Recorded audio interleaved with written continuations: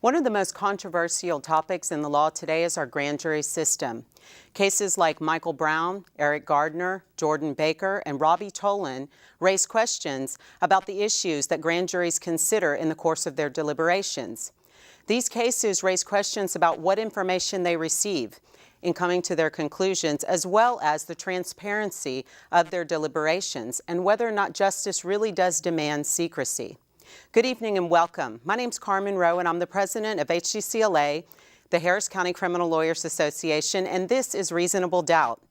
Tonight we're going to talk with special guest, newly elected City Council member Michael Kubosh, who also happens to be the foreman of the only grand jury here in Harris County to ever indict an officer shooting in the last decade.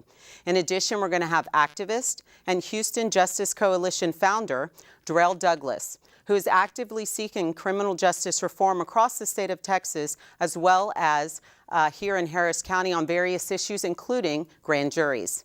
We're going to pass it over to our hosts tonight, Jimmy Ardoin and Damon Parrish. Good evening, everybody. I'm Jimmy Ardoin, along with my co-host, Damon Parrish. Welcome to HCCLA's Reasonable Doubt. We thank you for joining us. It's been a long holiday break for us, but we're back on now. And of course, as always, you can follow us on Twitter at HCCLA_TV. You can send us your questions there and we'll take them live on air and answer them as they come in. Also, we'll be opening up the phone lines tonight around 8:30 to take your calls. And as Carmen said, our guests tonight, Michael Kubosh and Durrell Douglas, will be getting to them in a second. But first, let me bring in my co-host, Damon Parrish. Damon, welcome back. Happy New Year. Good to see you. You too. How was your holiday break? Well, I ate too much and spent too much money on Christmas gifts, but that's all right. My family's happy and my stomach is as well. How about yours? Oh, it was great. Same thing, except for my stomach is unhappy. I can't fit my suits, gain a lot of weight, but it's kind of how it is. Well, Damon, I want to talk about one thing that happened this week that's a little bit troubling to me, and that is the arrest of a San Francisco deputy public defender. She was arrested for defending her client, and what I understand happened is she intervened. Her client was, I guess, coming out of court, and a police officer attempted to take cell phone pictures of her client. And then next thing you know, she's arrested. Right. What's going on with that? Well, it's actually more than that.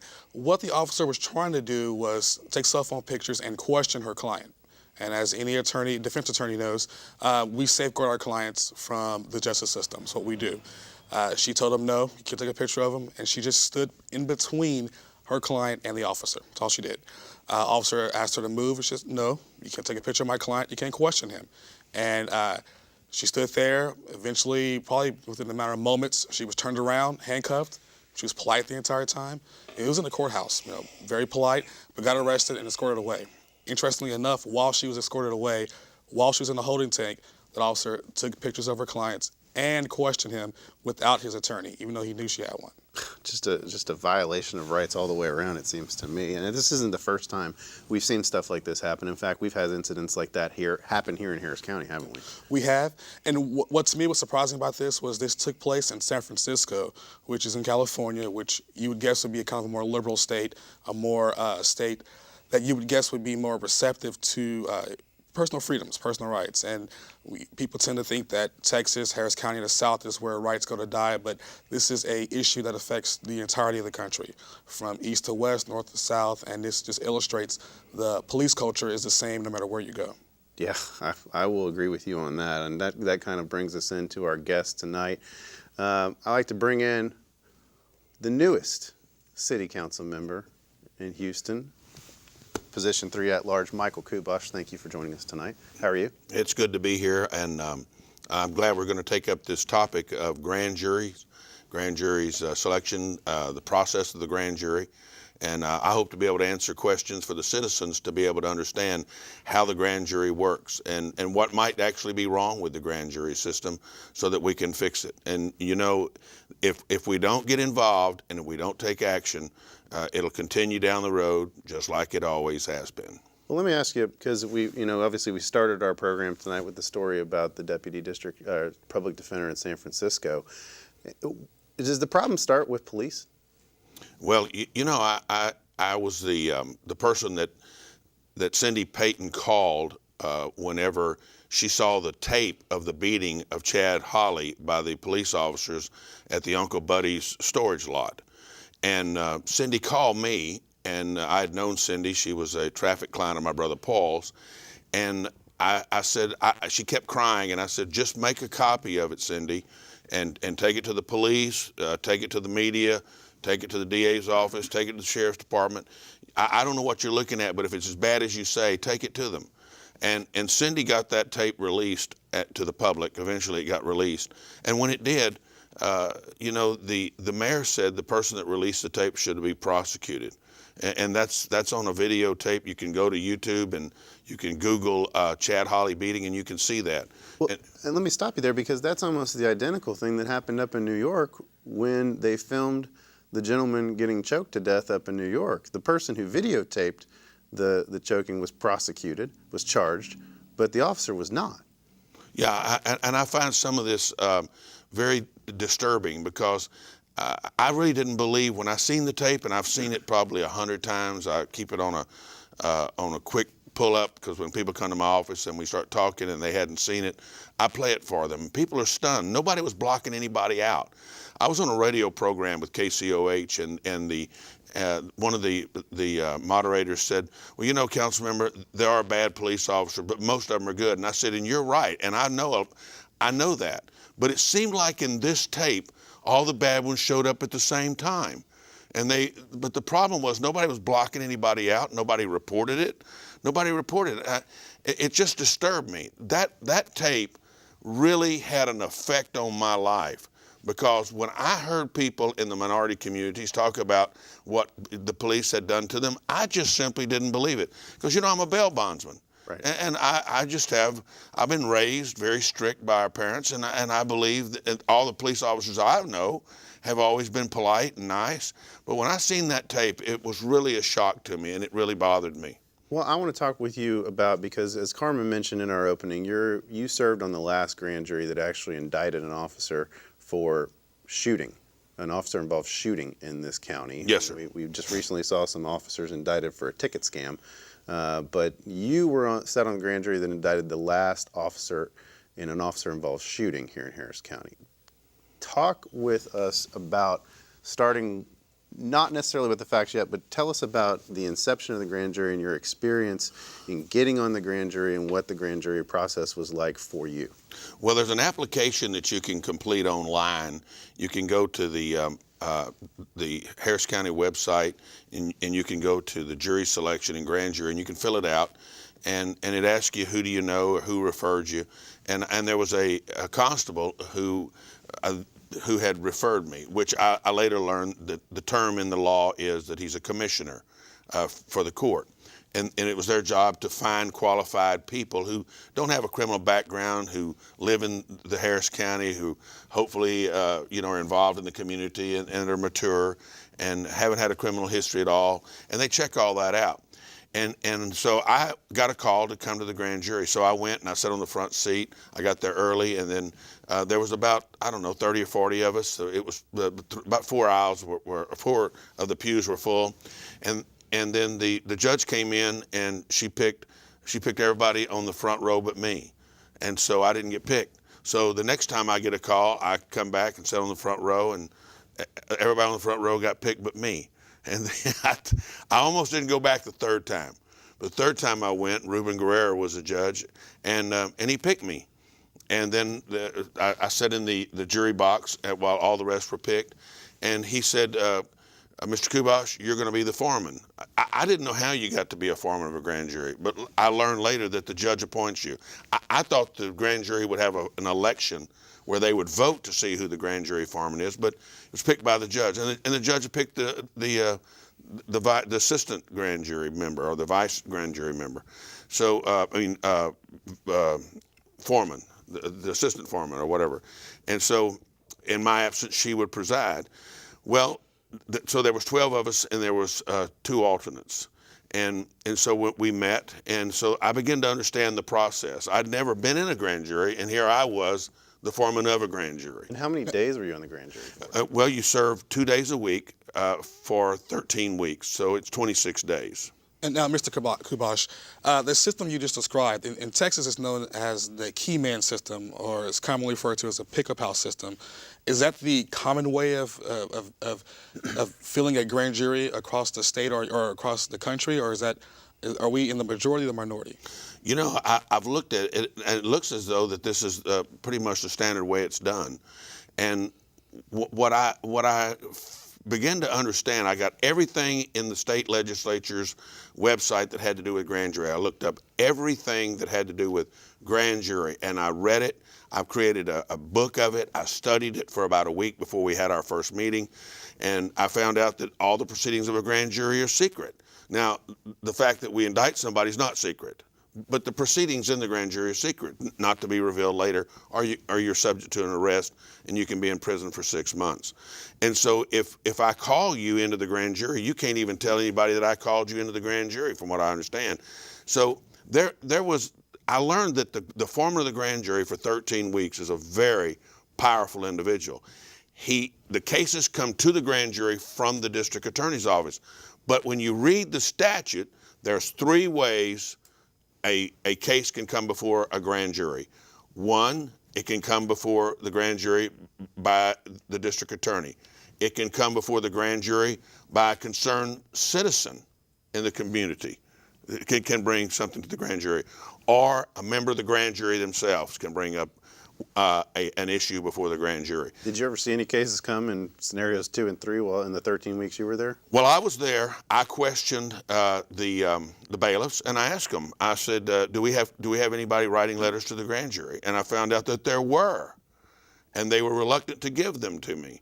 But I did see some. But we never heard the cases. But I did know that there were people writing letters to the grand jury. Who was reluctant to give those letters to? The bailiff that was over the grand jury. So what kind of power does the bailiff have to determine who gets to see the letter and who doesn't? Must be pretty powerful. Now, as a foreperson of a grand jury, you said you had a lot of power. What kind of power do you have? Well, what can a foreperson do? Well, let me tell you.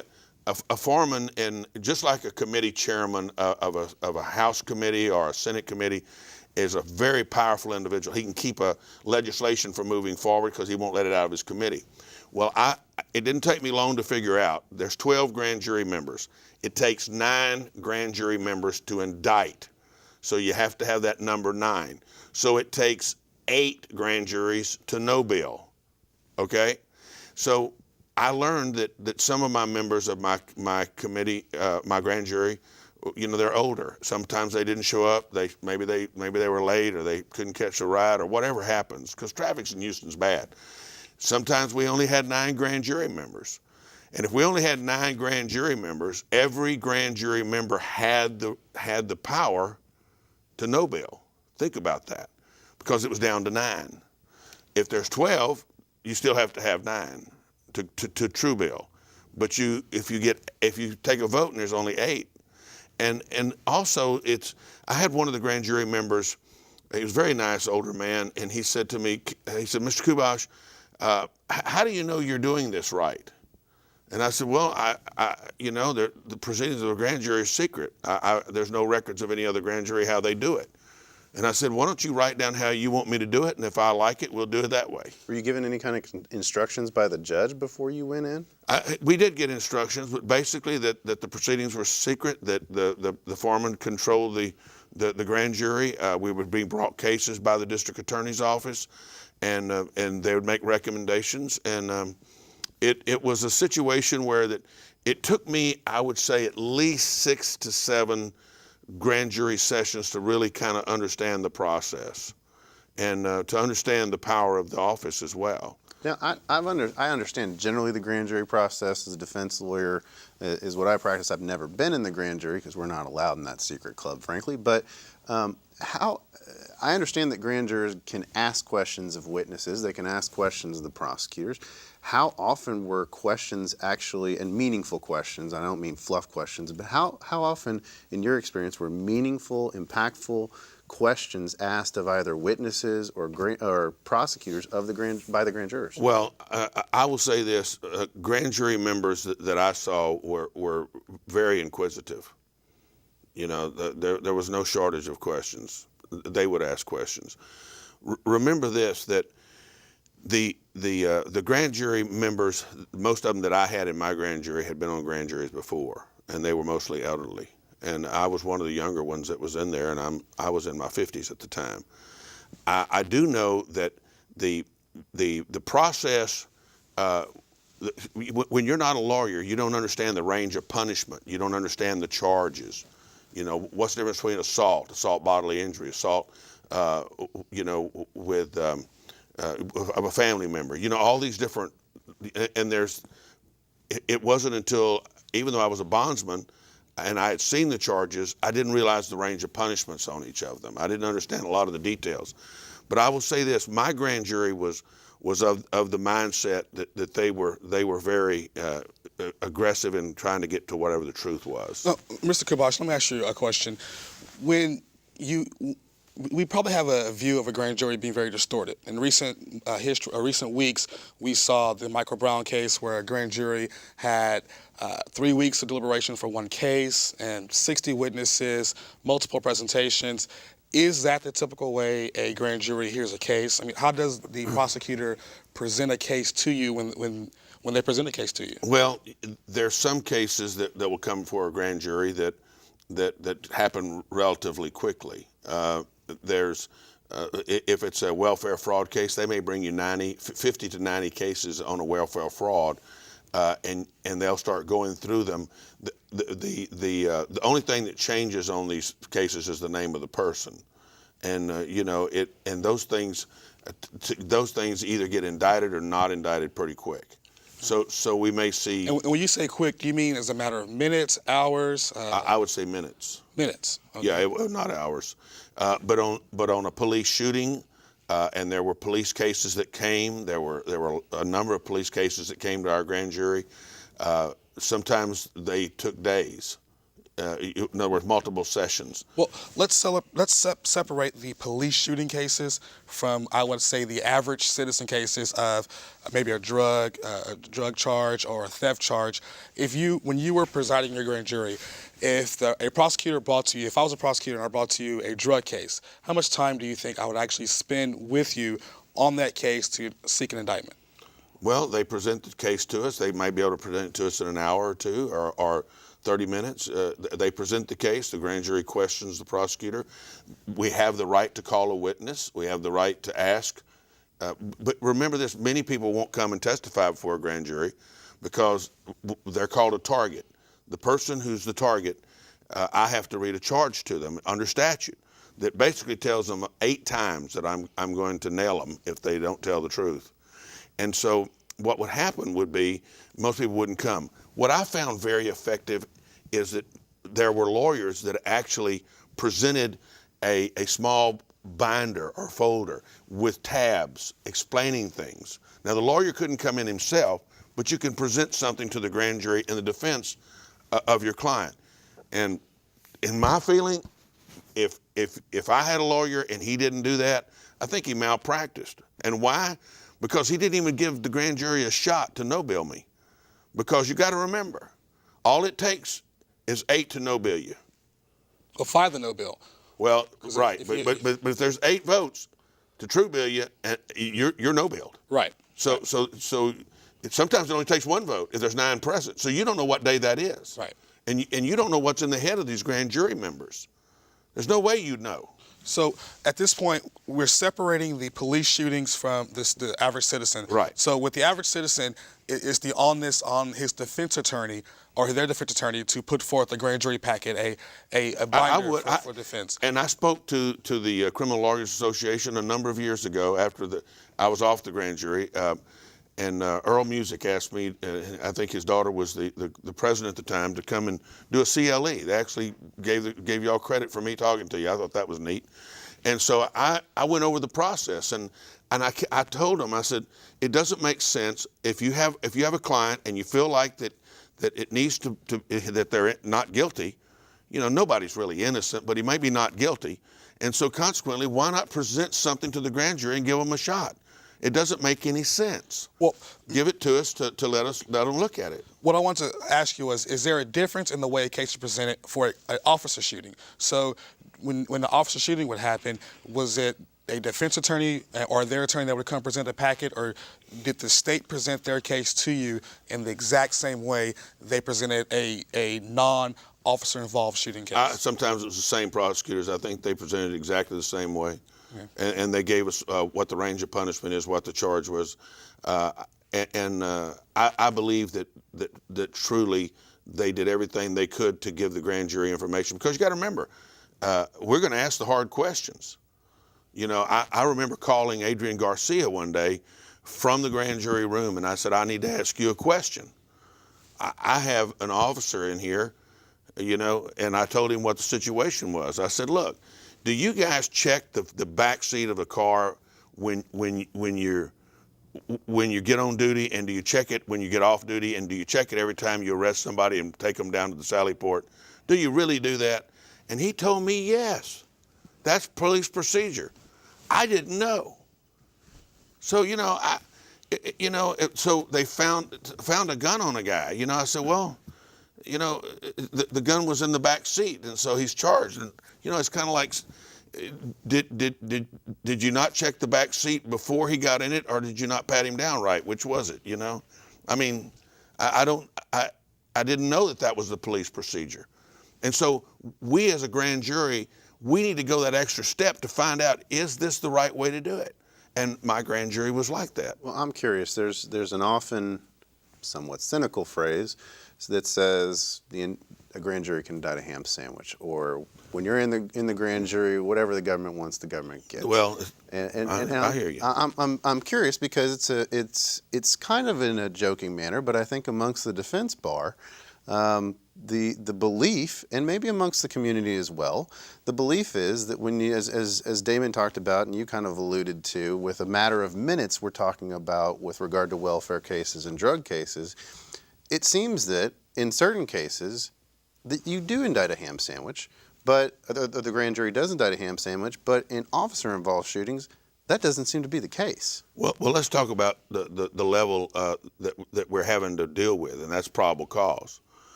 And I think most citizens don't really understand probable cause. As a non-lawyer, I can tell you probable cause is a very low threshold. If you're driving your car without an inspection sticker or without the registration on it properly, and the police officer sees it and he pulls you over, that's probable cause. And that's a pretty low threshold. Now, I believe that my grand jury understood that. I think we understood what the low threshold was. And yes, we may have indicted people that perhaps later was the police officer that was indicted that you brought up earlier. He was acquitted by the jury after it went to jury. But you have to remember that the grand jury sees the evidence and says, this has got to go to trial, you know, on certain cases, because the probable cause threshold has been met. And I want to be clear on that. It's not, the grand jury isn't deciding guilt or innocence. That's it. That's what juries in court are for. We're there for probable cause. The grand juries are just deciding, as you said, probable cause, but does this case need to be tried, right? Well, yes, but you have to understand that the grand jury has all this authority and all this power, and they're there to vet it out. And if you don't ask questions, and if you're in a grand jury that doesn't ask questions and doesn't ask the hard questions to the prosecutor and to any witnesses and to each other, you know, we have the right to talk to each other. I don't know how many times that I could tell the prosecutor, you need to leave, I need to talk to the grand jury. You know, because for that time that we're meeting together, we're deciding people's lives. Because when you indict somebody or you no-bill them, that has an effect either for good or bad, one way or the other. Well, and I want to stop you on that point because you said you would send prosecutors out of the room. Historically, the purpose of the grand jury was to protect citizens from the state. That's historically to be the buffer zone. And I want to know, do you feel like that is still alive and well today? Do you feel like that worked on the grand jury that you were on? Well, yes, and because the grand jury's presented the case by the prosecutor, and then once we feel like we have enough, and once you've worked with people for weeks and weeks, you got to remember we're together 13 weeks. You know, I look around the room, I see people giving me signals. Hey, they're done. They don't want, they've done questioning. Everybody's done. You're free to leave, and so we deliberate. So do you think your grand jury, the one you served on, is the norm for grand juries, at least in Harris County, or do you think yours was different?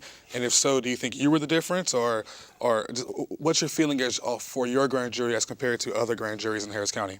Well, obviously, because everybody's different, mine was certainly different. You have to realize that, I'm somebody that's been very active in the community. I'm not afraid of anything. I'm not afraid to ask the hard questions. I'm not afraid to talk straight to the prosecutor.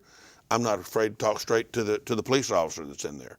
And most police officers, I don't ever recall a police officer being charged with something that he didn't come and testify. And that's not true on the others. And they have a right to come. And I don't know why they wouldn't come. When you really think about it, I know we tell them that you're the target and you're going to get indicted. But coming before a grand jury slows the process down too, so that their case can actually be heard in a greater detail. Well, let me ask you about that, because you said officers are more likely to come and testify.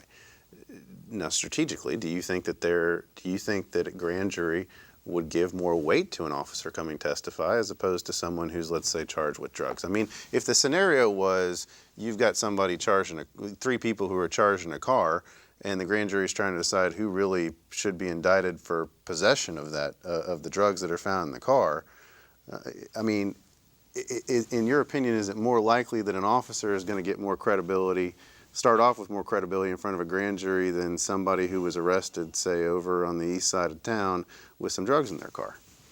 Well, I have to, the way I feel about it, all of us in the grand jury, I believe, respect the officers. We don't always, because of their position in life, they may start ahead of the game. Honestly, they may start ahead of the game. But I believe that the grand jury that I served on wanted to hear all the evidence and would ask the hard questions. And I can remember, look, it's been years, and I can still remember some of the words those grand jury members said to me. I can remember them telling me things and saying things to me. Some of them were pretty painful, what they would say, and demanding that I do certain things. And I remember my first promise to them: if you ask me to do it and ask for this, I'll do it. And there were times when I didn't want to do it, but I did it because they wanted me to do it. And I'll never forget, I wasn't going to do it on one case, but I did it and wound up, they no-billed the guy, and once it all came out. But if I hadn't listened to the grand jury member talking about, you're not paying attention. In fact, that one day I said, "What, you keep telling me I'm not connecting the dots. Would y'all go get a chalkboard and bring it in here?" So they brought the chalkboard into inside. I said, "Okay, everybody out with the prosecutor's out and the bailiff out. Show me how I'm not connecting the dots. Here's a chalk." And that lady showed us how we're not connecting the dots. And that I remember that. I still remember her doing that. And so all of us are different on the grand jury. And we all have different angles of life. We have different perceptions of life. When I was on a grand jury, I really wasn't a bondsman, even though that's my profession. I think I was more like a preacher, because I have a pastoral background.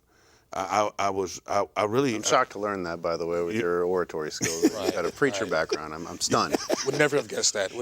Not a lawyer, a preacher background. So and listen, your core values are already set when you're my age, and most of the grand jurors are older. And I think the youngest one on the grand jury was probably in the 40s. So it wasn't a young group. Do you think we need more youth on the grand juries? Of course. I mean, it needs to be representative of the community. What's the solution? Was yours representative of the community? When you talk about race and ethnicity, yes, Okay. absolutely. And as far as socioeconomic status, age, job, education? There were some people in there that I knew were pretty well off. There were people in there that I knew that had to catch the bus to come to the grand jury, you know, and that had a limited income. And so, you know, I knew that some of us would buy lunch for everybody, and then I knew some of them were very appreciative and couldn't afford to buy lunch for everybody. We're talking with Michael Kubosh, member of Houston City Council. We're at the 8:30 half-hour mark of our show, and we're going to start taking your calls. If you get a chance, call in 713-807-1794. We'd love to talk to you and take your questions. For anybody, Michael, Damon, or myself, please give us a call, and obviously you can send in your questions on Twitter at HCCLA_TV. Michael, I want to ask you, what is the solution to get younger people involved in the grand jury? We seem to have this notion in our society today that young people don't really want to get involved in things, or we have a struggle to get them involved in voting or a lot of other things. What's the key to get them involved in the grand jury process? Well, I think that it has to go back to, so right now we have the commissioner process, which you say is called a pick-a-pal. Then I believe they need to reach out to the youth of the community and put them on the grand jury. I mean, I would have loved to have been able to be a 20 or a 30-year-old and had an opportunity to serve on a grand jury. I wanted to serve on the grand jury because I wanted to know what was going on. I had that, and I also wanted to serve on other boards, and I've gotten to do just about everything I want to do so I could understand the criminal justice system. Sometimes I have to admit I've called it the criminal injustice system, because sometimes it just doesn't seem like that there's much justice at the courthouse. Sometimes it seems very unjust.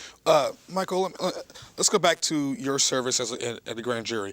Yours was the last one to indict a police officer. Yes. And since that point, at least in Harris County, there have been other officer shootings. Yes. And so my question to you is, what difference do you think in those cases, and in those cases allowed for a no bill, whereupon in your case, the facts you heard, you guys indicted? I mean, is there do you think a difference in the shootings, in the facts of the shootings, or the people involved, or the grand jury involved? Just why do you think that we've gone so long without an officer-involved shooting being indicted, and there have been well over 200, at least since yours was indicted?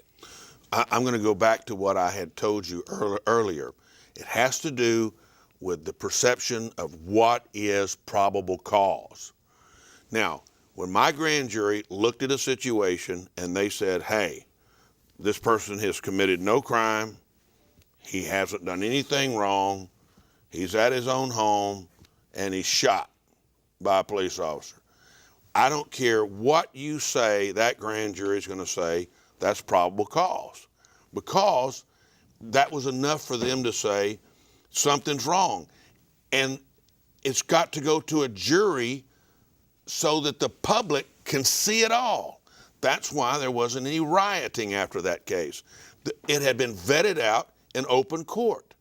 He was acquitted, and I'm happy with whatever the jury verdicts are. I have to be happy with it, because that's our system of government. But the thing is, when you haven't committed a crime, you haven't done anything wrong, and you get shot by a police officer, to me, that's probable cause. I want to bring in our other guests this evening, Durrell Douglas, co-founder of Houston Justice. Thanks for joining us tonight. Thank you for having me. Good to have you on our program. We're talking grand juries. I know you and your organization have led some of the protests here lately and been involved in some of the activist movement. Talk about what your organization does for us. So basically, the Houston Justice Coalition is an organization that was born out of a lot of the activism and a lot of the protests and rallies that happened here in Houston after the no bill of Darren Wilson. We decided to take all of that energy and turn it into action. So we have asks. We have 3 simple asks. One is body cam. Not only the purchase, but the policy that goes behind it. We want to make sure that the community has a seat at the decision-making table. Number two, we want to make sure that Houston moves towards a real community policing model. The Citizens Review Board that we have today is, to put it simply, it's kangaroo court. It doesn't have any teeth in it. They don't review all complaints that are made on Houston police, either by citizens or police themselves. And then number three, the main thing, we want to increase diversity on Harris County grand juries. I want to go back to one of the first things you said, and that was the body cam on police officers issue. And I want to open this up for everybody because I think it was just last week we saw one of the first cases of a body cam on a police officer in Maryland where a suspect was shot and killed who was drawing a weapon. Everything was on camera. We saw the whole thing unfold. And Houston HPD Chief McClellan has said there's going to be body cams on officers next year is his plan, I believe. Talk with me about what you think, Durrell, you think body cams will help solve. So going back to the fact that, because right now Dallas has body cams, right? But the policy that says when do they have to be turned on? When do they have to be turned off? Where does the data go? How long do you keep the data? Who has access to that data?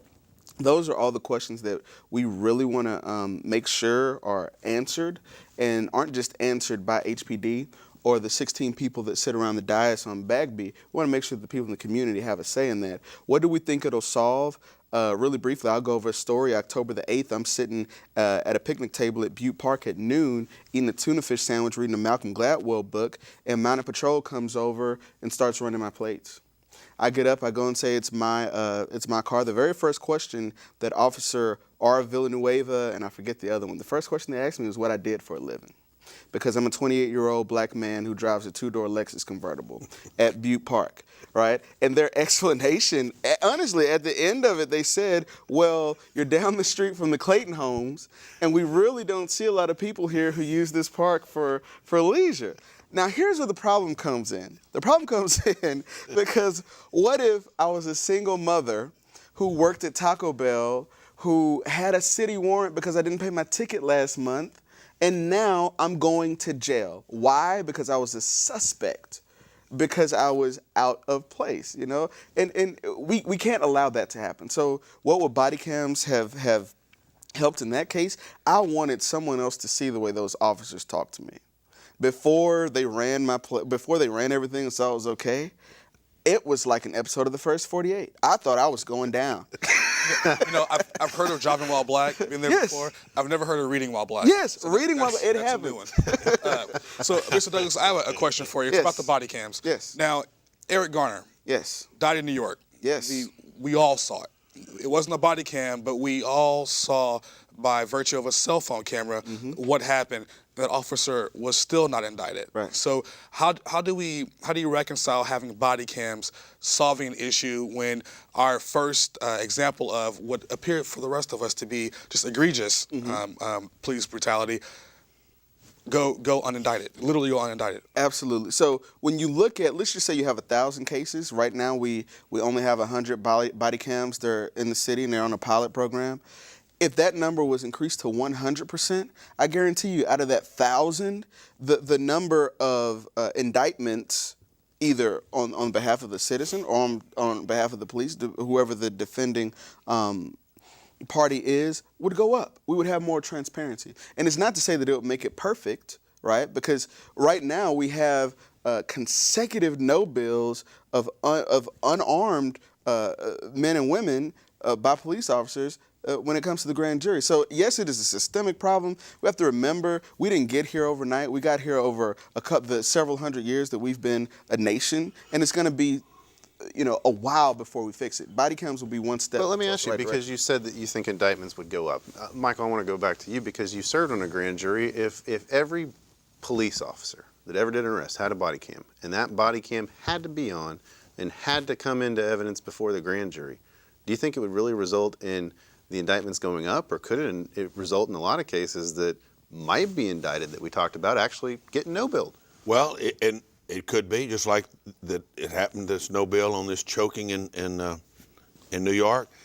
Chief McClellan came before council and he said, you know, the NFL has 12 or 15 cameras on every play.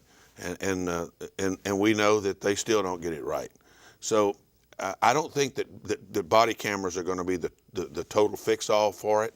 But I will say this, that when there is, and there are vendors that keep this stuff stored in the cloud where the police department can have access to see it, but can't have access to alter it.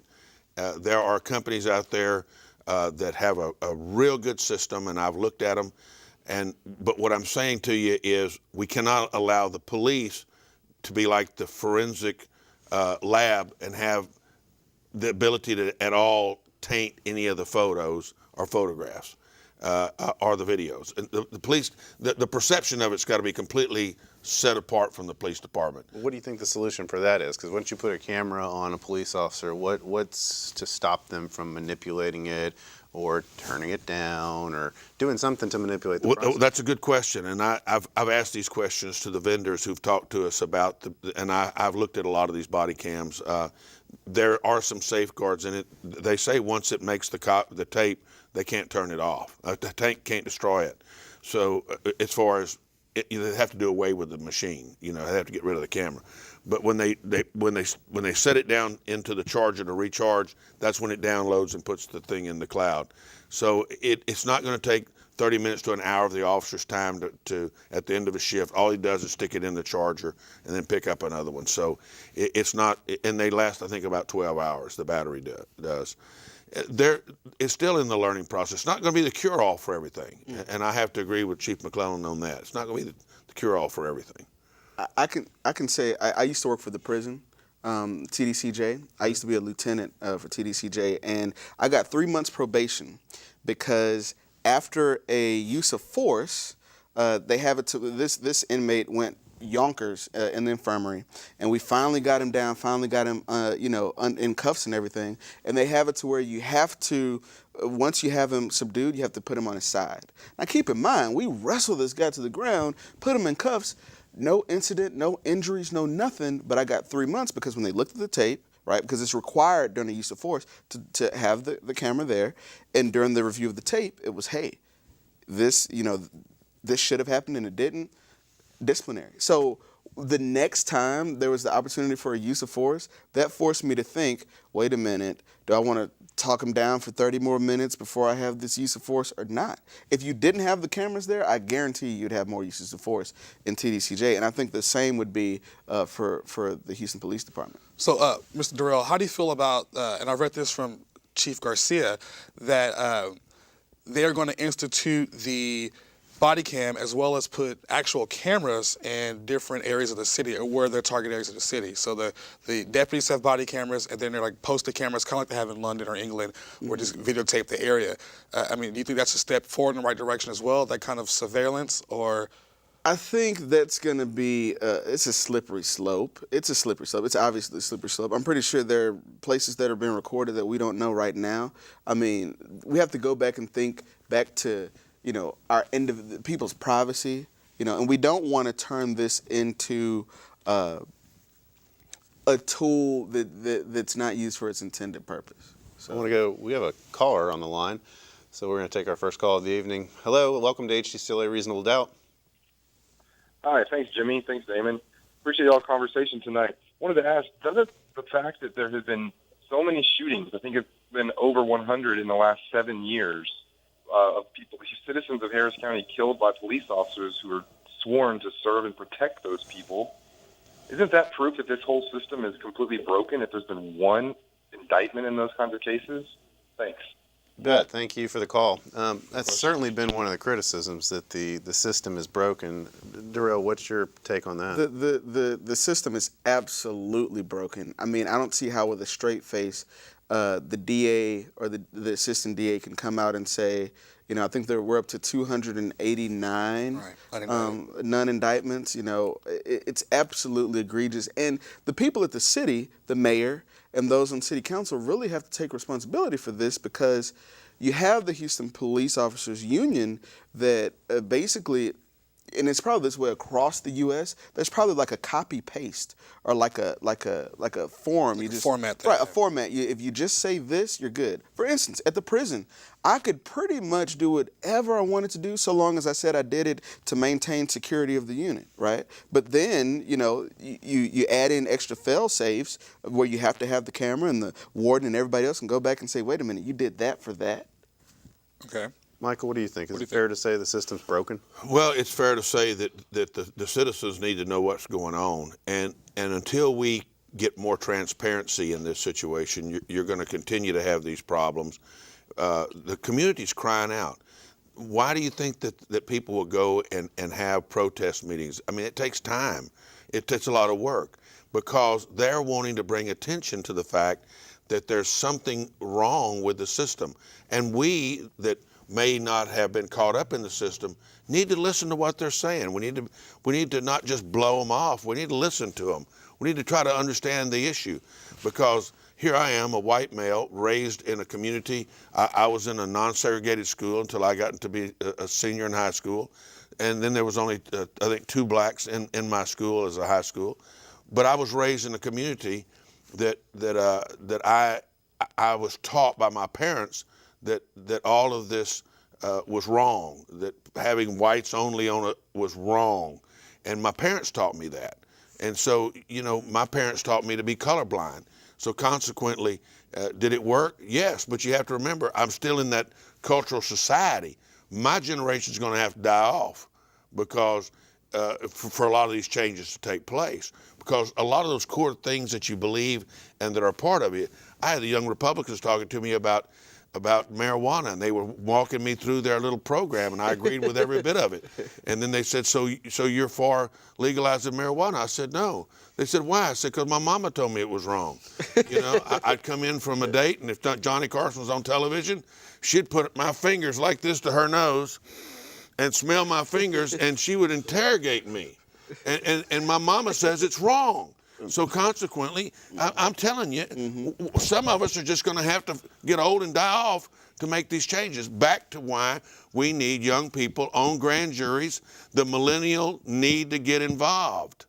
It's not enough for us just to want them involved. We got to pick them, put them on the juries. And speaking of that, Mr. Douglas, part of your initiatives have been to diversify grand juries. Absolutely. So understand that there's a need for diversification in the grand jury. How do you propose you make that change? What needs to happen to make a more diverse grand jury? So there are a lot of hurdles that keep people from serving on grand juries. Number one, to even be considered, you have to, print out the form, fill it out, get it notarized, send it in to the criminal courts, and even then you may not get selected because they have what's called the key man system. And the key man system, basically, Judge Kubosh chooses his friend Durrell, and then I go and I pick 20 or so people that are gonna make up, the pool of which this judge gets to choose. I'm 28. I'm black, I live in Houston, so what I'm probably going to do, I'm probably going to go on Facebook and say, like my status if you're interested in being on the grand jury, and that's the way that I'm going to reach out to my people. So you're going to have millennials, a pool of millennials that show up, right? And will that be the fairest way to do it? Absolutely not. So what we're doing, we're going out to churches, we're going out to different community events, we're taking the notary with us, we're taking the applications with us, and we're asking people to fill it out. So we're on a race to 1,000. Are you also piggybacking that with voting, with Absolutely. register to vote as well? Absolutely, because we have an election coming up this year and an election next year. One of the requirements is that you have to be a registered voter. Okay. So what we want to be able to prove by the end of this 1,000, because we know majority of them will not even get calls, and those that do won't be able to serve, because you have to be able to give 3 months of your time, 2 days a week, right? What hard-working person with a 9-to-5 can do that? Very few, right? And even if you do, you're only compensated $26, $28 a day. So at the end of this, we want to be able to have the data to take back to the county to say, look, and take back to the state and say, look, out of 1,000, here's how many people served, and those that couldn't, here are the reasons why. Well, let me say this too. I heard that one judge walked into the jury assembly room and said, I need a grand jury. How many of y'all are willing to serve on the grand jury? And everybody raised their hand. He counted out the first 30 or 40 and took however many it is and took them with him. I think it should be something like that. You know, but a lot of it's economic. Some people can't afford to serve financially. That's the problem with the young people, the young mothers, the young fathers. They got jobs. You know, I'm a successful businessman. I've been in the community for years. Did it hurt me financially to serve on the grand jury? No. You know, in fact, I think back then they were paying $40 a day. So no, and I even got paid on top of it. So the thing, my income just never changed. So, I don't know if there's companies that will pay their employees. I don't know if perhaps we should offer grand jury members enough money to where they can. Exactly. There's something's got to take place, and it's got to be done at the legislature. Well, I know each of you have a couple causes other than this that you want to talk about tonight while you're here. Michael, I know your big one is removing these dang cars from the Houston bayous, and I know you've been in a little battle here with Chief McClelland over whether or not this is necessary, warranted, and whether it's a good undertaking for the city to do. And whether we can afford it. Tell us your thoughts on this. Well, first of all, I got involved because Tim Miller with Texas EquiSearch had done this about 2.5 years ago. And what happened was he was looking for an individual, and he got permission to put a sonar boat in the water. And as he was looking, he eventually found the lady's car. But in the process, he found 127 more. And he got pretty upset about it when he was told not to say anything about it because it would upset the citizens. Well, his team leaked the story, and Joel Eisenbaum with Channel 2 picked it up. He ran the story on May the 12th, and then Tim Miller was to come to council on the 13th to tell us about what happened. He never came. Well, he came, but he couldn't get in the building because that's when the non-discrimination ordinance was packing the place out. So he never came. I'm in Chicago. I'm going on a trip. I remember the incident. I had my staff look it up, call him, set an appointment. He came in and I talked to him. He says he's got a dive team, a barge, a crane. We can get these cars out that are there for maybe $150,000. If we find more, it may cost us up to $500,000. I told him I'd pledge myself to raise the funds. I'm in a fundraising mode right now. People are giving $1,000, some $5,000. We're getting money coming in every day. We're going to get the cars out of the bayou. It's going to increase the flow, reduce the wear in the water, reduce the pollution in the water, and we're going to solve crimes. I don't know if we're going to find Jimmy Hoffa or not, but I can tell you one thing: if there's people in those cars, we're gonna give people closure, and that's what it's all about. Well, why is it that, and I tend to agree with you, I think that there's going to be something that you can find in these cars that probably will help solve some sort of crime, but why is it that Chief McClelland believes that taking 127 cars that ended up in the bayou in no way, shape, or form is going to help us solve some crimes that have been lingering here for years? I walked up and talked to the chief when I seen him at council right after the news story broke. I said, Chief, we're not doing this to embarrass you or to in any wise reflect on the police department. And he said he wasn't upset about it, but you know they didn't have time for the dive team to be diving down on all these cars. And I said, Chief, listen, we've got our own dive team. These guys work construction underwater, offshore, hundreds of feet deep. The bayou in its deepest place we've located to be 28 feet. And some places there's 27 cars near one bridge.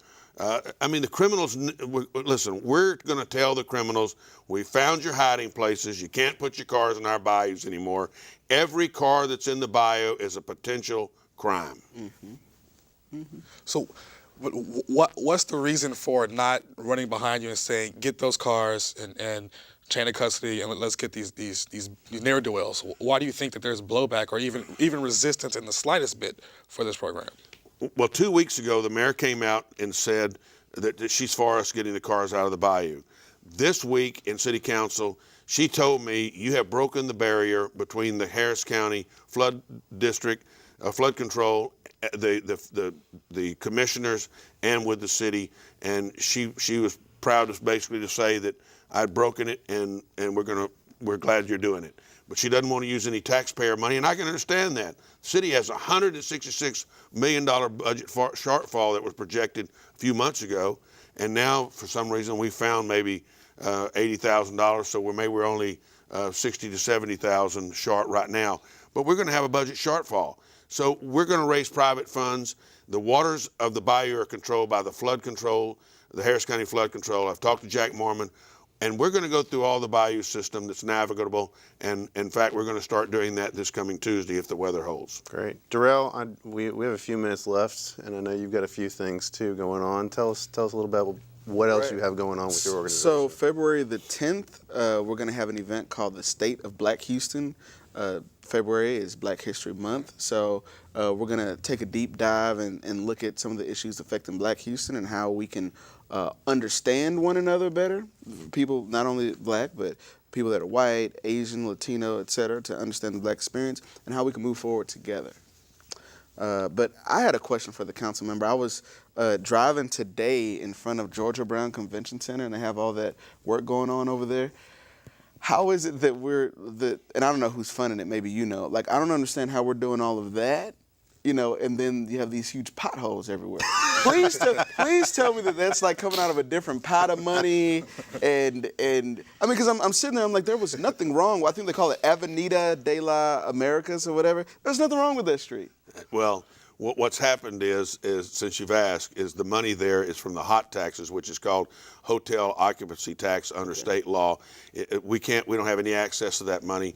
It's being done by Houston First, which is a local government corporation that actually the city of Houston owns, and they are going to change that into a beautiful median. It's going to be walkable. They're not going to have buses in front of the George R. Brown anymore. It's going to be a beautiful plaza, and then there's going to be a parking garage where the buses will be. The train will go through the bus garage. There's going to be a new center called the Now Center. It's going to be a visitor center. They'll have buses for places for the children to come to the Now Center, which is the Houston Visitor Center.